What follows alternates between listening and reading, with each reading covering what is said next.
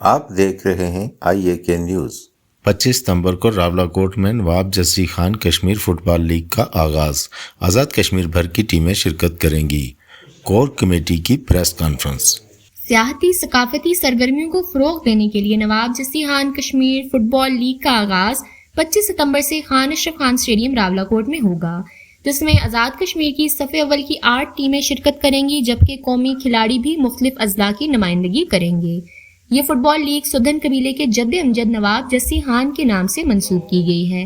اس fit بال league کے دوران ثقافت اور روایتی کھانوں کا فیسٹیول بھی منعقد کیا جائے گا۔ اس بات کا اعلان نواب جسی خان کشمیر فٹ بال لیگ کی کور کمیٹی کے چیئرمین سردار عمران نور، کوآرڈینیٹر سردار شاہزیب شبیر نے دیگر ممبران سردار عدنان اشرف، سردار ایاز رفیق، سردار شہاب عارف، سردار ہارون خان، سردار عثمان اور دیگر کے ہمراہ غازی ملت پریس کلب میں پریس کانفرنس میں کیا۔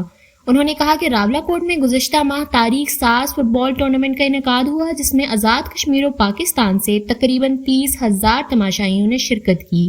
انہوں نے شرکت کر کے ثابت کیا کہ راولاکوٹ کھیلوں سے محبت کرنے والوں اور امن کا پیغام دینے والوں کا شہر ہے۔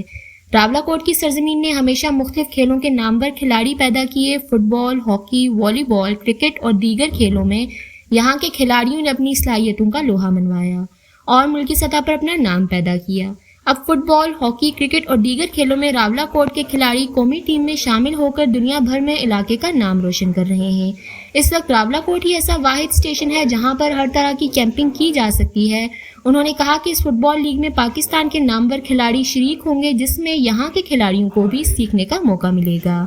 اس لیے ضرورت اس امر کی ہے کہ مختلف مکاتب فکر کے افراد اس لیگ کو کامیاب بنانے کے لیے اپنا کردار ادا کریں۔ دیکھتے رہیے IAK نیوز۔